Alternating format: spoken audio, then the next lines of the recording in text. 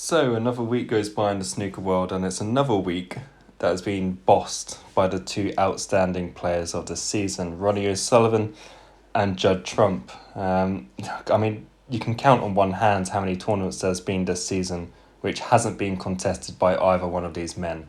So it's only fitting, really, that we finally get a tournament played out between the both of them. This was Judd's sixth final of the season. For O'Sullivan, it was his fourth. And look, it was a match to savour because every time that these guys play in a final, it's usually a pretty great match. If you look at sort of some of the best snooker finals in the past decade, majority of them have been played out by these two guys. Last night it was a decent final. Touch and go as to who would win, but in terms of standard, they certainly played better finals. More dramatic finals than the one we saw yesterday. There's been a few finals at Northern Ireland, a UK final, obviously the World Final a couple of seasons ago, which have just been of the highest quality or the highest drama. Yesterday didn't quite provide that, but it was still a captivating watch. You saw Trump go 4-0 ahead, 5-2 ahead, 6-3 ahead. And still O'Sullivan found a way to win. And that's what he's been doing for the majority of the season. He's won 4 tournaments this season and he's only entered 7. That's an incredible strike rate. I don't care who you are, that's mental. And again, a lot like the UK Championship final, a lot like the Masters final, this final was determined about who was the stronger player at the business end of the match.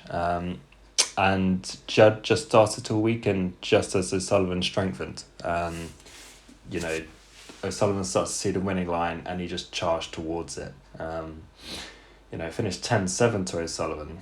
And quite frankly, it could have been a 10-7 reverse scoreline very easily. The evening session was sort of highlighted by a series of close frames and Judd just missing key balls at key times.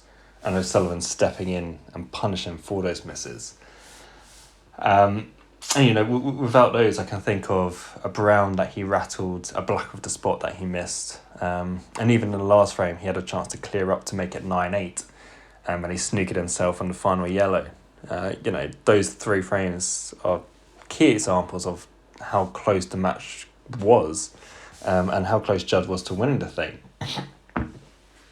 But yeah, I think he will be slightly disappointed, obviously by having such a large lead and letting it slip a little bit.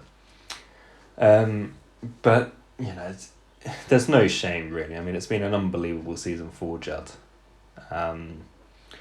6 finals, he's won 3 of them, obviously when he won 3 in a row. And we've seen this before from Judd. We've seen him win 5 tournaments in the season, 3-4 tournaments in the season. This isn't unheard of, this isn't fresh ground, but compared to the season he had last season where he looked a little bit shot for confidence, this is a complete 180. He's looking so much better. And it's funny to say that, when we say, Judd didn't have the greatest of seasons last season, just remember he won the Masters and he won the Champion of Champions. How many players on tour could say, I've had a really bad season, but I've also won 2 of the biggest tournaments available to me. That's the kind of level that Judd plays at. That's the kind of level that we expect from him and that he demands upon himself. And he's reached that level again this season. It's been remarkable to watch him play. The only slight blemish, and this is not a criticism, this is more of like a personal nitpick of mine. I was at the UK Championship. Well, I wasn't at the UK Championship. I was watching the UK Championship. And it looked nailed on that Judd was going to make 100 centuries this season. He's done it before already, but he had already made 50 at the UK Championship, which is mental. And it was like, he's going to do it again. He's going to obliterate that record of most centuries in a season. He's made 102, Robertson's made 103, which is the record. And the rate he was making them, it was like, this is going to be blown out of the water. But in the past couple of tournaments, his century rate has decreased ever so slightly. He made a couple at the Masters, He made a couple last week. I think he only made one at the Scottish Open.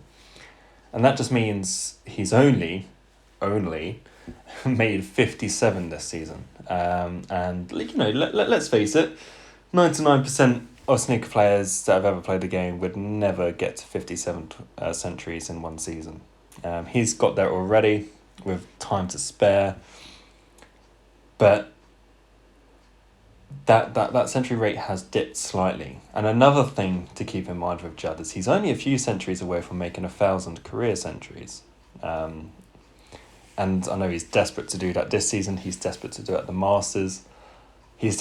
I'm pretty sure he's still going to manage that feat. And that'll be a magical moment for him. Not only to make 1,000 centuries, but to do it at the Crucible of all places would be just the best moment for him. Whether he can make a century of centuries this season, that's become more of a 50-50, when last month it looked nailed on. But yeah, I mean, it's really nitpicking if you're having to try and find a criticism for Judd, and the only thing you can say is, oh, his century rate has decreased a little bit. That's the standard he's at. He played a great tournament last week. He just got narrowly beaten by the greatest player of all time. And speaking of Ronnie, it was a slightly different O'Sullivan than we saw at the Masters. And what I say is, in London, there were times when he was taking liberties with the game, and he got away with it by virtue of the fact that no one he was playing could really take advantage of that. Barry Hawkins and Sean Murphy in particular. This week, he was much more on it, much more focused from the get-go. Didn't really play too many outlandish shots.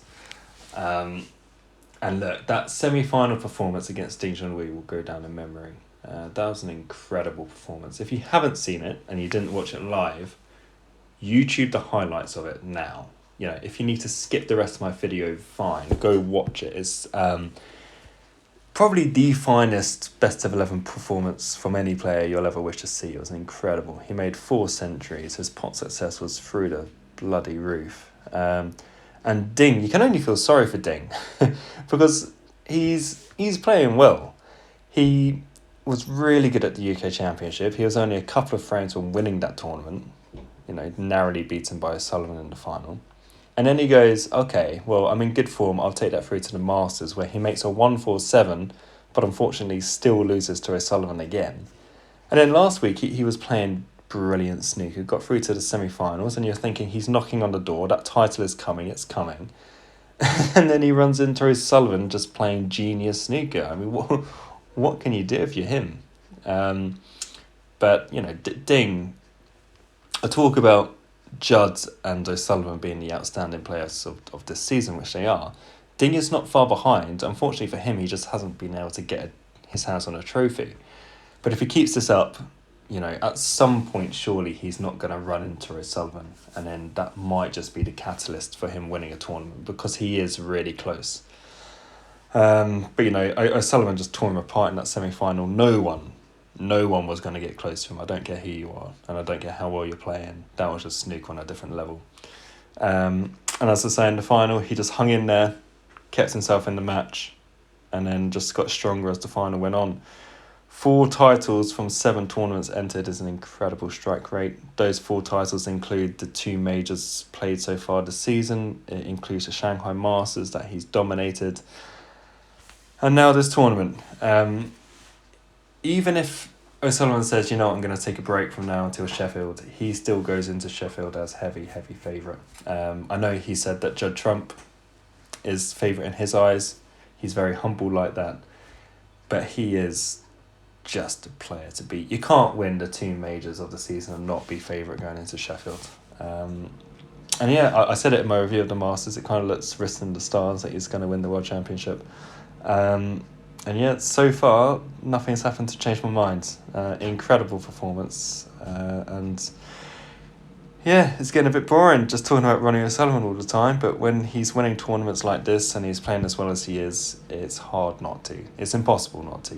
This is what my channel's all about. This is what the reviews are all about. And yeah, like I say, I said Judd's definitely not going to be his last final. I highly suspect O'Sullivan's going to be appearing in another final or 2 before the season's up as well. And now, just to finish the video, there was one other player that I want to talk about in relation to last week, who isn't O'Sullivan, who isn't Trump, who I spent this season singing their praises in basically half of my videos.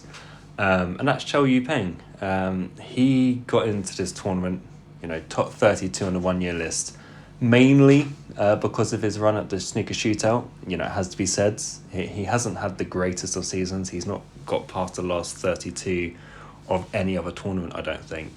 But he got to the final of the shootout, and that's basically what's earned his place here last week. And didn't he make the most of it? He beat Barry Hawkins, one of the players of the season, 4-3 in the first round. He then whitewashed Sean Murphy 4-0. He then beat Mark Williams in a decider in the quarterfinals. And okay, in the semi-finals, he got outclassed a little bit by Judd Trump, but there's no shame in that. That doesn't sort of taint what was a really, really good tournament for him. And it's a nice return to form for him because, Chao's been known for a while. The snooker shootout final was not the first final he's been in. He's actually been in 3 ranking of finals. He's just lost them all, unfortunately. Famously, I think it was the 2017 final when he was 8-4 up against Neil Robertson and lost 9-8. He's also been in a final in Gibraltar, I believe, where he lost to Ryan Day. So, this isn't some flash out of the pan kind of performance. We know he's capable of this, and we know how talented he is. And, there was a point a few years ago where there was a bit of controversy off the table. That happened, paid his respects. Let's move on and let's see what he can achieve in his career, because he's still quite young. He's still around Judd's age, I think. He's about 33, 34. So, I certainly don't think the top 32 or top 16 potentially is out of reach for him, particularly when you see performances like the kind that he produced last week. He's a fantastic scorer. He's a very talented break builder. And yeah, I just want to spend just a couple of minutes at the end of this video just concentrating on him, because he's had a fantastic week. And yeah, I believe he's put himself into the top 16 on the 1 year list, which gets him into the Players' Championship. And if you're in the Players' Championship, you've got a chance of being in the Tour Championship. These things add up, because there's a lot of money on offer in the ITV events. And if you can keep building, your reputation in those events, who knows what he can do come the end of the season. But yeah, just wanted to say a quick word on him, because I was very impressed, because I watched every single match he played in. And other than the semi-final, where he wasn't really at his best, the other 3 rounds were really, really impressive.